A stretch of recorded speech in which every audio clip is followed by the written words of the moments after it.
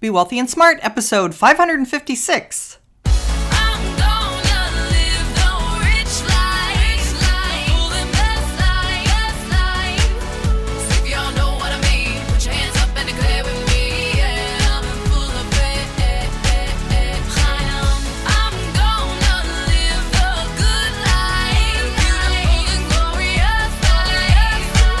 Step into a world of wealth and financial freedom without budgets, boredom, or bosses on Be Wealthy and Smart.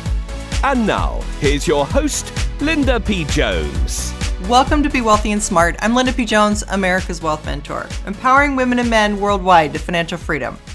On today's show, we're going to celebrate because this is the 5th anniversary of the Be Wealthy and Smart podcast. And I just can't believe it. Where did that 5 years go? It went by so fast. But first, I want to say thank you to everyone listening and everyone who has been a fan of the show and who's a regular listener, a new listener. If you've just found it, welcome. I just want to say I am beaming with gratitude, overflowing with gratitude for the last 5 years and what it's taught me about just putting myself out there, which is not always fun, sometimes is scary.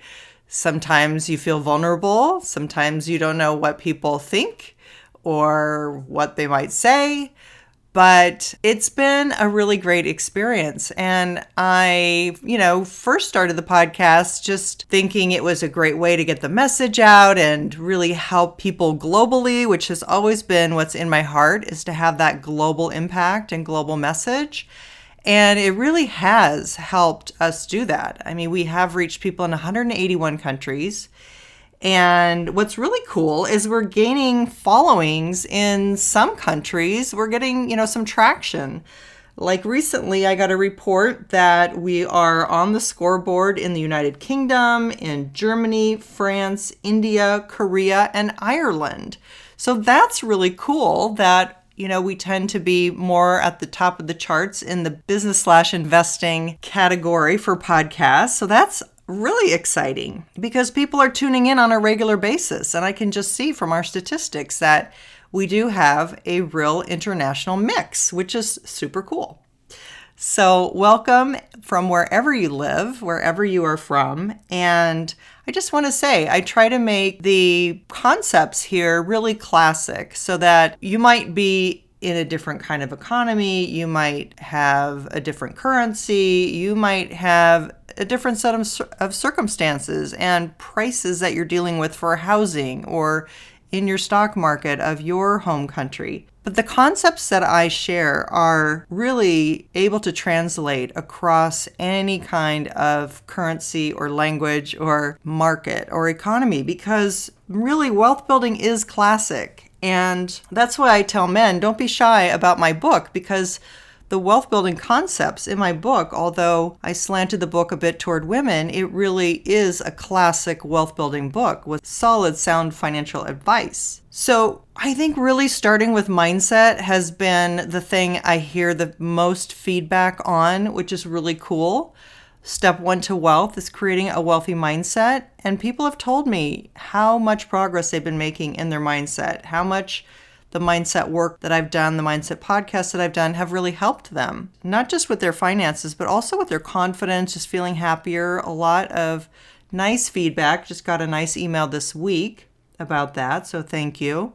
Mindset is something I love to talk about, and I constantly actually work on myself. It's something that I'm doing my affirmations, I'm doing my visualization, I'm creating my ideal life through my thoughts and creating that through the belief and the certainty, which comes from repetition. And so hopefully you've learned some of those shortcuts, some of those things that maybe you don't hear elsewhere. I don't know. But one thing I would ask is, what belief do you not have? What belief do you not believe that is holding you back? In other words, if mindset is about belief and certainty, what is it that you're not feeling certain about? What is it that you're not believing to be true for your life? That's what I would ask you. And just ponder that question. Maybe you take your wealth journal and jot down an answer to that. But I just think, mindset is so fun to work on. There's been so many awesome things happening lately. I just feel like things are happening fast and furious in a lot of ways in my life. And this week, I just got a message from my agent that she is contacting her counterpart in China to see if perhaps my book could be translated into Chinese. So how cool is that? And that just came out of the blue, out of nowhere, maybe from inside my mind. But it came to me with no outward effort on my part. In other words, I didn't contact my agent. She just contacted me out of the blue about it. So these kinds of exciting things are things that emanate from your thoughts or emanating from what your wants are, what you want your life to be, and what you're creating. And the flip side of that is the fear. And there's just so much fear that's constantly created in our societies that we have to walk away from that fear. We have to stop doing things that make us feel fearful, which is why I don't watch the news at night, all about bad news. I don't need to know about bad news. I believe the bad news exists without having to see it with my own eyes. I want to hear about good news. I want to hear positive things. I want to hear people who are doing good things and focus more on the positive so that the positive expands and so that I can rid my brain of fear. And that is something I think more people need to work on. Really getting out of that fear-based thinking is so important for your wealth building. So I would encourage you to make a change this week. Do something different. Do something that will put some positivity in your thoughts. And don't do something that might be putting some negativity or fear in your thoughts. So when I thought about this podcast, I wasn't sure what I really wanted to say. I know that I want to share something personal with you, a personal story with you that I haven't shared on the podcast before. But I also was thinking, what are some of my favorite episodes over the last 5 years? And I would say the one thing that really stands out to me is the episode that I did about Bitcoin with the person who was having the episode of irrational exuberance about buying Bitcoin. And I put the recording of him on that episode. And to me, that just so perfectly illustrates what a bubble looks like and how people act when things are in a bubble. And as one of my core teachings, that was really incredible to find. And not that I am making fun of that person at all, but just showing the characteristics, the qualities, the things people say, how they're thinking, how they're feeling when things get in a crazy bubble and how irrational people get. That phrase, irrational exuberance, that Alan Greenspan coined is really true and perfect. I also shared with you a couple of my excursions on Bravo television when I went on a yacht and was on television. So sharing that with you was really fun. The first trip was to Greece on Below Deck Mediterranean on their premiere season of that show. And then last year going to Tahiti on Below Deck and meeting Captain Lee and Kate and everyone else. That was so much fun, and being able to share that with you on the podcast was really fun. And then the interviews. I don't do a lot of interviews, as you know, because I don't feel like interviews are as educational for you. I don't feel people learn as much from interviews. I feel they're entertained, but I don't feel they really learn as much knowledge that they can put into practice and really can change their life. And since I want to be your wealth mentor and make that change in your life, I've shied away from doing a lot of interviews, which probably has kept my audience a bit smaller than other people. But I am proud to say we just passed 2.5 million downloads for our entire 5 years, which is really amazing to me. I really didn't know what to expect when I set out or what a reasonable goal was. I think 2.5 million downloads for all-time downloads really exceeds my expectations. But I do think I probably would have a bigger audience if I did more interviews. But I just philosophically feel like the learning, the discovery for you is more profound if I can share what's really going on in the market, real investment concepts, ideas, mindset, etc., rather than having entertaining, colorful, fun, sometimes, interviews. But I will say one of my favorite interviews was with James Turk, the founder of goldmoney.com. And I did that several years ago. But as I was interviewing him and really understanding how he was ahead of his time in technology and creating a gold-backed credit card, gold-backed accounts that you can hold physical gold and silver, platinum, and now even Bitcoin, which, as you know, I'm not a Bitcoin fan, but I am a blockchain fan. But I just was so impressed, and it really unfolded during that interview. It was really, I think, the most amazing interview. So that, I would say, of the last 5 years was my favorite interview with James Turk, if you haven't heard that. And by the way, I know that in our catalog, now that we have 556 podcasts, it's a problem because Apple only shows the last 300 of those podcasts. So if you are wanting to get the first 250 podcasts, then go over to my website at lindapjones.com/podcasts, and all 556 podcasts are there. Some of those earlier podcasts that I did were really classic episodes. Some of those are the highest rated episodes that I have in terms of downloads. So I would encourage you, if you haven't gone back and listened to the 6 Steps to Wealth and some of my earlier concepts about mindset and other things, some of those earlier broadcasts are still some classics and favorites. And I have to laugh because I remember when I was first starting out doing the podcast, I did like about, 25 episodes, and then I just hit a brick wall.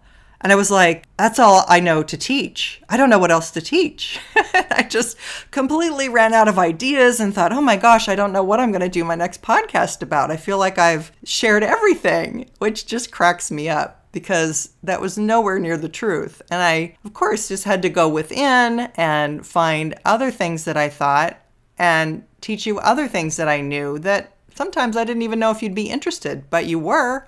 You wanted to know about all kinds of things that I did or spent money on, or how I remodeled a house or thought about it, or what I thought about debt and how to pay off debt more efficiently, how to get great credit scores, perfect credit scores, all kinds of ideas like that. And of course, now I pick articles for you and share those. But I think doing this podcast really helped me develop a lot of my content that came into my book. A lot of people call my book the podcast on steroids. And they say, if you like the podcast, you will love the book because it's like that, only a lot more intense and deep. And it gets really into some of my personal story, philosophy, just a lot of different things. I go back to my childhood. I go back to when my husband was alive, all kinds of things. So there's a lot that I share in there, as well as future aspirations. But mostly I focus on what I think step by step is going to help you.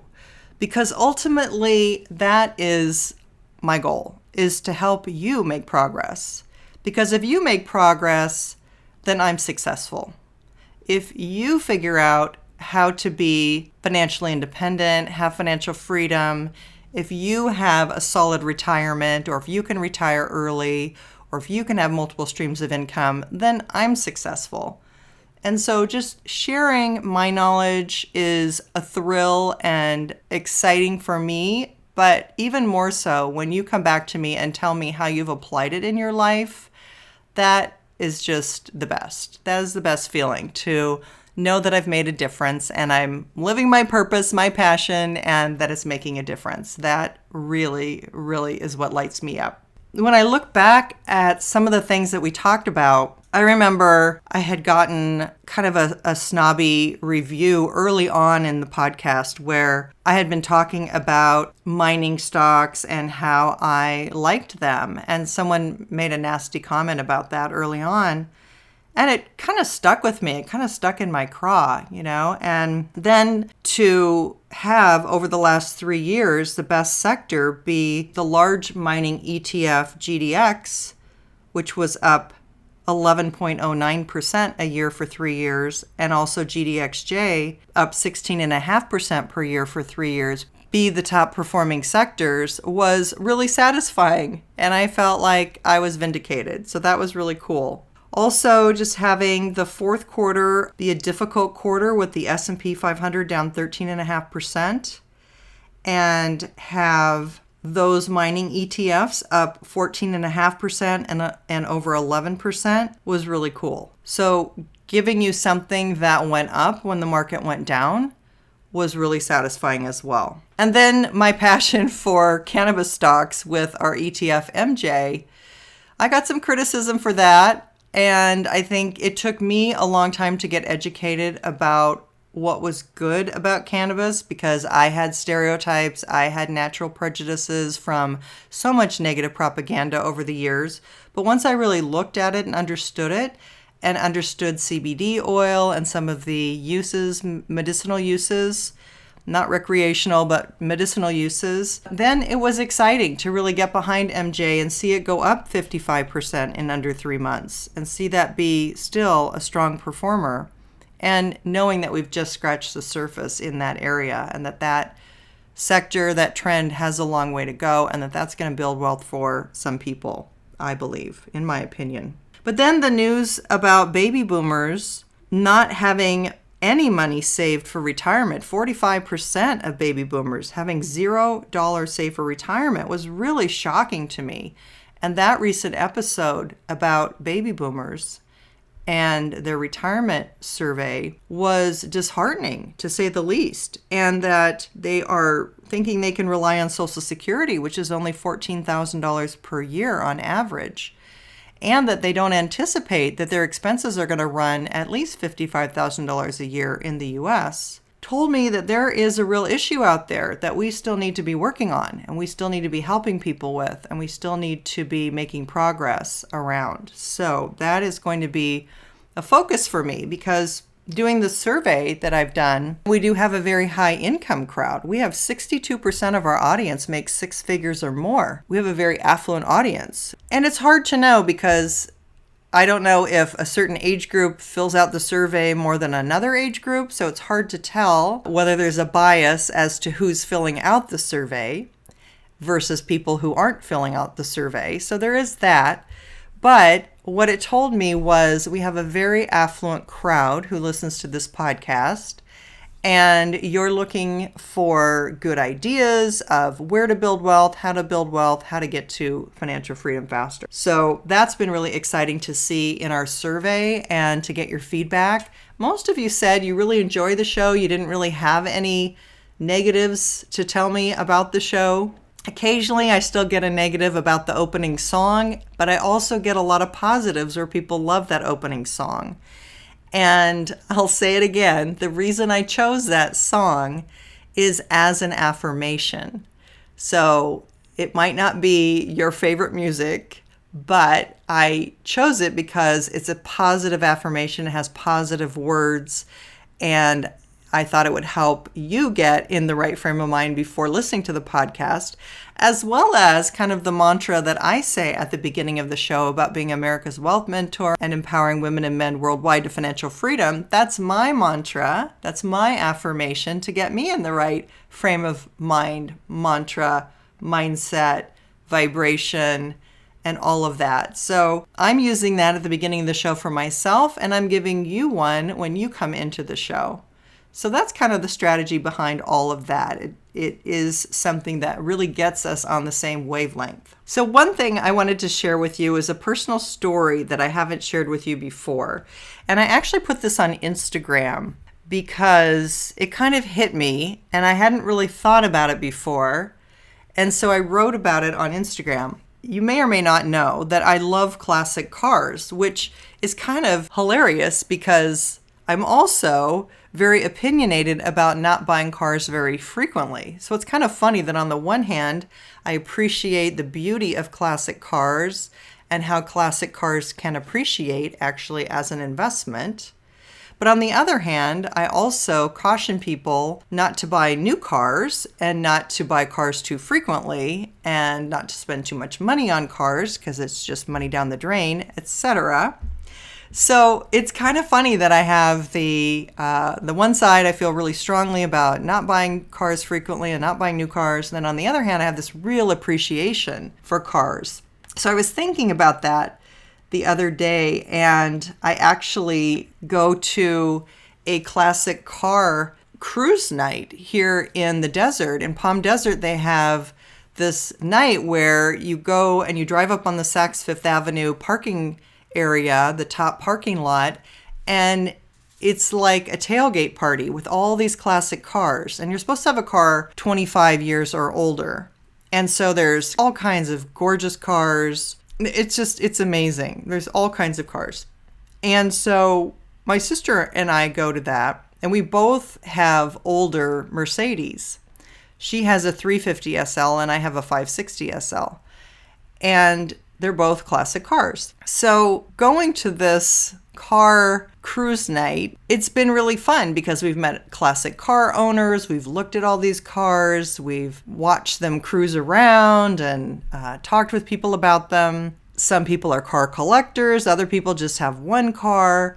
It's really interesting, but I love that. And I love just being around classic cars. In fact, one of the things on my bucket list is to go to Pebble Beach to the Concours d'Elegance, which is that very famous classic car show. So I hope to do that sometime. So we were at the car show and I took a picture in front of an old Rolls Royce and then I posted it on my Instagram and I wrote this story. It says, "I have a good story to share with you. You know how I don't buy new cars and stress not spending money on depreciating assets? I also have a great appreciation for classic cars.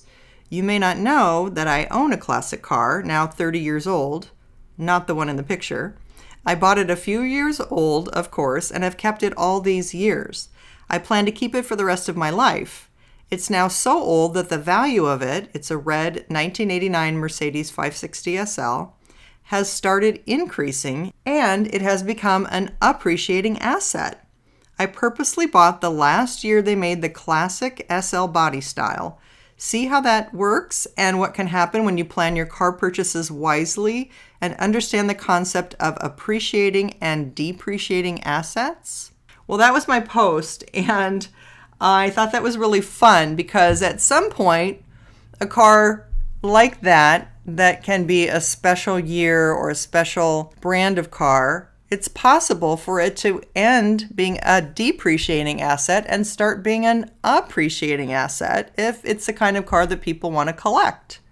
So I thought that was an interesting concept that I'd never talked about on the podcast. And so you can check that out on my Linda P. Jones Instagram page if you're on Instagram. But I just thought that was kind of fun and a concept that was unusual, different, had a little twist that I thought I'd share on this special broadcast tonight. So the last thing I want to do is just share with you some book reviews that people have written because they really touched me.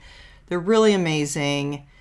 You guys are putting things into practice, and I am so thrilled that you love the podcast and the book together, hand in hand, and how many who have found one have also found the other. One thing I want to stress is that the men have said they recommend the book for men too. So, for example, Justin said, "Quality book with rich context, essential for beginning investor. I first heard Linda on different podcasts with 3 other hosts and quickly became a fan and subscribed to her podcast. The information she feeds is on point, short, and rich content. I learned so much and I am taking good care of our finances.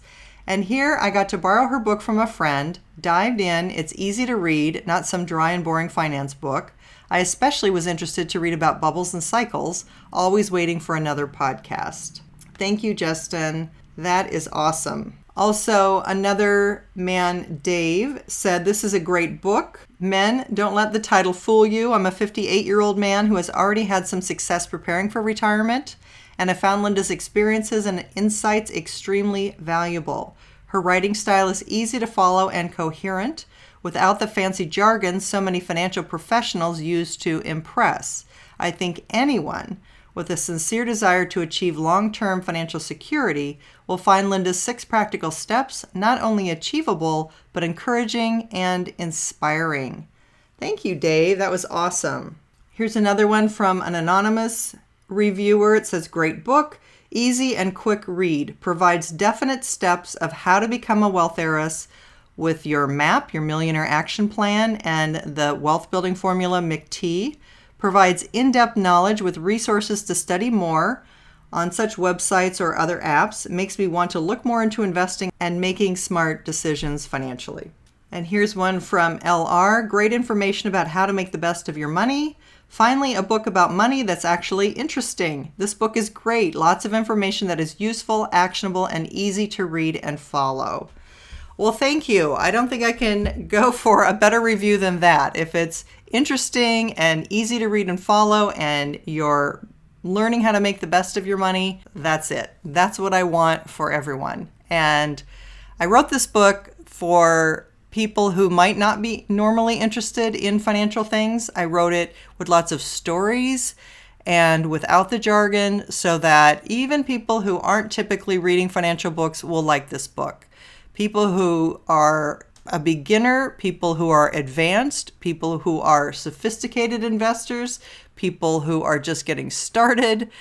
It doesn't matter. There's a lot in here. And just like on the podcast, I give information that beginners can understand, but also people that are seasoned investors can benefit from. Particularly the third chapter on cycles. People tell me that's their favorite chapter.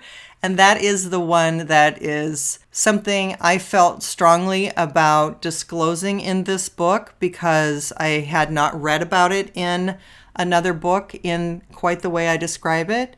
And with the experts that I mention and the specific examples of exact cycles that have been happening and repeating.